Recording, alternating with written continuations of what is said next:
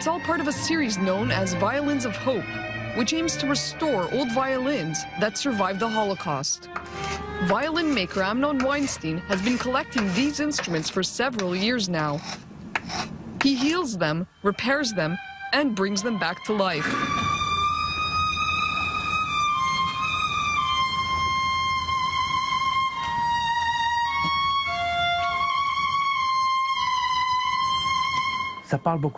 This project really speaks to people because these violins act as the witnesses of those who cannot speak.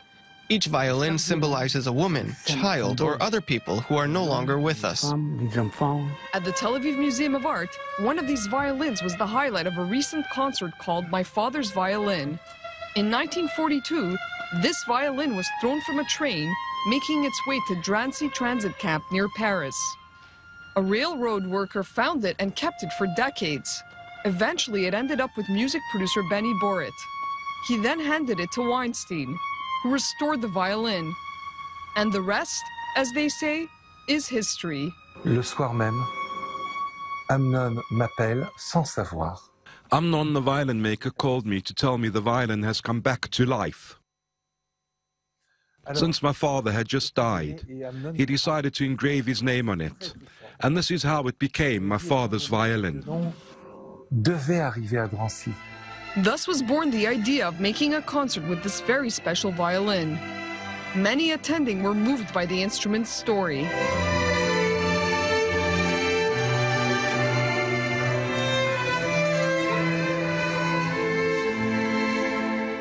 Including Anne Gravois, a renowned violinist, and the wife of former French Prime Minister Manuel Valls. The violin story is also the story of my family, some of whom perished in the Holocaust. That's why it's been so difficult for me to express what I feel from the bottom of my heart about the land of Israel, which I do not know, and my family who disappeared so long ago. A violin filled with history, which, thanks to Amnon Weinstein, can be played again and again. Maya Margit, I-24 News.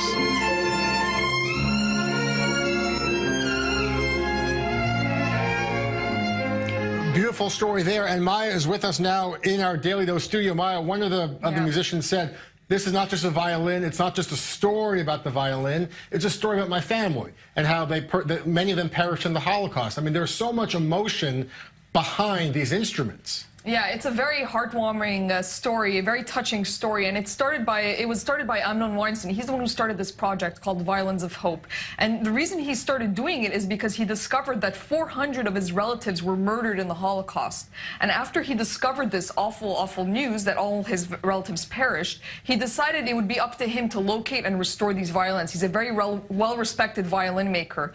So this is what he did. He located approximately 60 violins so far, and each violin has its own story. Some of them are very positive and hopeful stories. Some of them are much sadder. But dozens, one way or the other, dozens of violins that were recovered from post-war Europe that survived the Holocaust, that survived Nazi rule. That's right, and some of these violins actually saved the Jews who were imprisoned in Auschwitz or in different, internment camps or concentration camps.